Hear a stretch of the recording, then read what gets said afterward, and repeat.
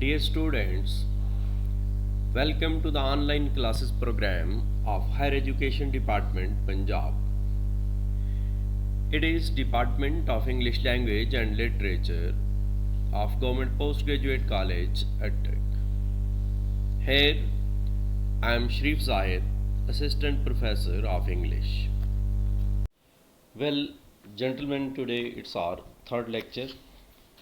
We are studying first essay, Pakistan and the Modern World. Primarily, this is a speech made by first Prime Minister of Pakistan at the University of Kansas, and he decided to present the case of Pakistan, that why did this nation demand a separate homeland. I have given you the background, and today we shall proceed further. That there are many reasons. For example, there are religious differences, there are differences about economic condition, about culture, and primarily it's a huge area which stands as a piece in the Asia as well. Let us switch over to the text where we left in the last lecture, and that was about the changing of the rulers. That if the British left their rule, what would be there? It would be simply a change of master. In the next paragraph, he says, it was not merely a question of religious differences. So, I am not going to present before you that Asia ought to be divided on the basis of religion only, as that phrase is generally understood, as people commonly take the meaning of this phrase. It was not merely that, whereas the Muslims were monotheist, means worshipping one God, and opposite to the Muslim, the Hindus were polytheists, they worship many idols. Or that the Muslims believed in the Prophet of Arabia, means as far as Prophet is concerned, so we are the believer of the last Prophet Sallallahu Alaihi Wasallam, while and in Christ and other prophets of the Old Testament. All the Muslims believe in all the prophets and in all the books, heavenly books, whereas the Hindus did not. Opposite to the Muslims' belief, the Hindus do not believe in the existence of one God, in all the divine books, etc., etc. The differences were even more pervasive than this. It means, so these differences are deeper, wider, as compared to this phrase, religious differences, and created a maladjustment between the two people. So we can't remain in harmony. These two nations can't remain together in almost every situation of their daily lives. In the practice of daily lives, we can't exist, rather, we can't coexist. The Hindus believed in a caste system which made it a sin for those at the top of the hierarchy to eat with so-called lower human beings. Another very graver problem is that within the religion of Hinduism, there is a difference between many castes, and all of them are believer of the same religion. But those who are on the top of hierarchy, they are unable to sit with those who are at the bottom of the hierarchy. So they are called lower human beings, or in some cases even to touch them. So in Hinduism, they are called untouchable. So those who are on the top, they are Hindus, and those who are untouchable, they too are Hindus, while the Muslims believe in the equality of all men.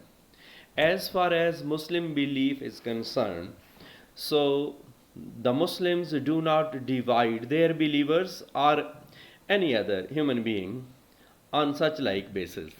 Regarding even priesthood as unnecessary, so it is not necessary for the believer that they should remain all the time busy in church services, and a negation of the bond which exists between God and each of His creatures.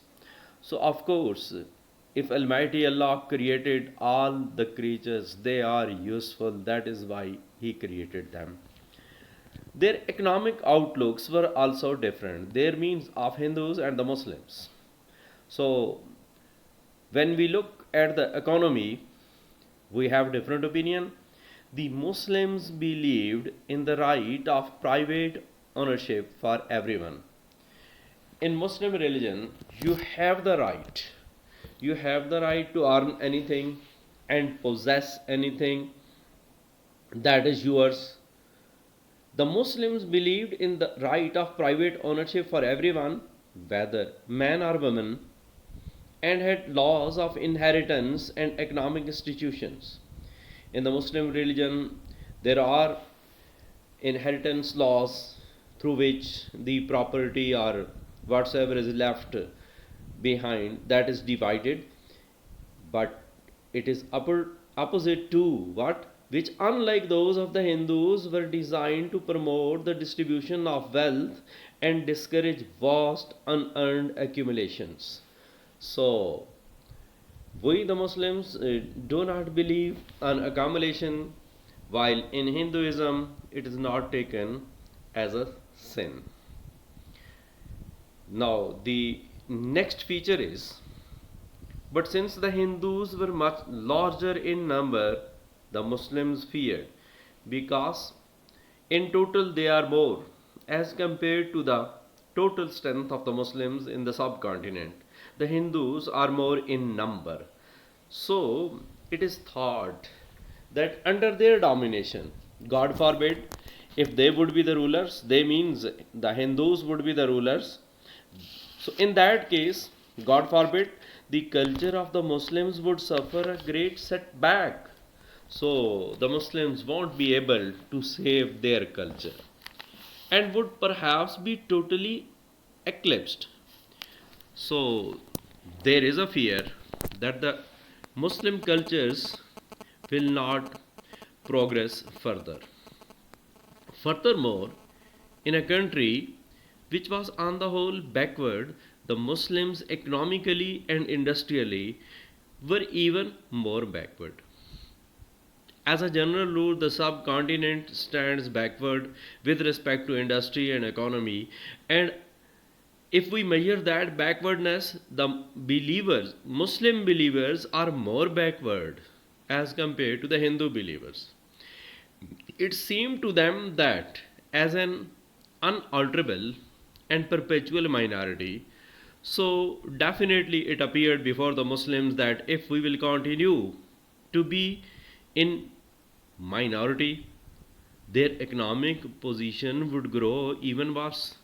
Then how can they get prosperity being in a minority? Because the rules of the majority are always taken first, and then the minorities are given preference. So ultimately, what should be the way out, way forward, or the solution? Thus, to the Muslims in that part of the world, and that part of the world is subcontinent.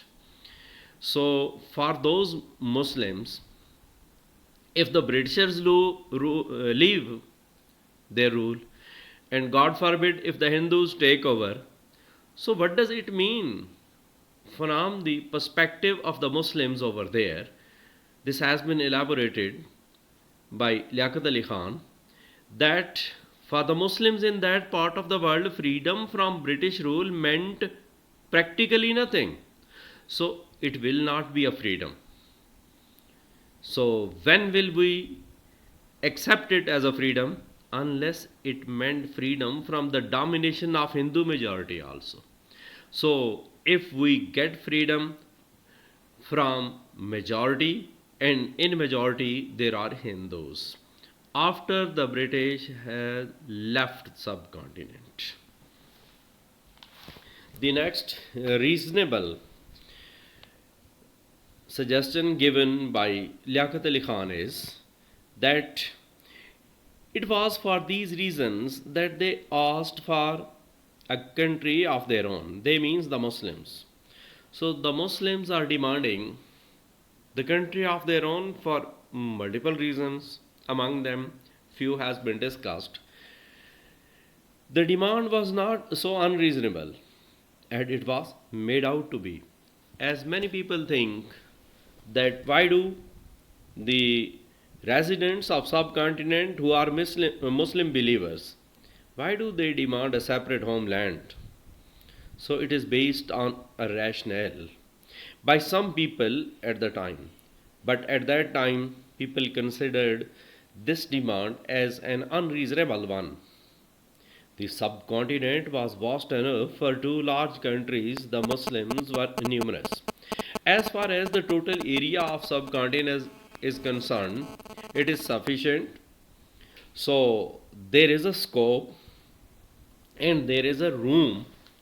The Muslims were numerous enough to constitute a nation bigger than most nations in the world. There are so many nations, and the total strength of the nation is perhaps lesser in many parts of the world. And in the subcontinent, there were large enough areas where they were in majority. So why can't the Muslim enjoy a separate homeland in the subcontinent where they are in majority? It is these areas that were separated and today form the independent sovereign state of Pakistan. So this sufficient area was divided, and today we enjoy an independent state. We believed then and we believe now. It was our belief at that time as well as at present also that the demand of the Muslims in British India to have a separate state of their own was both on human and geopolitical grounds. On human grounds, we are right when we demand our own freedom. And as far as the geopolitical condition of the subcontinent is concerned, we are more right and we are at least equally right. A very reasonable demand. This demand is based on wisdom. To millions of Muslims, it meant the only opportunity of genuine freedom.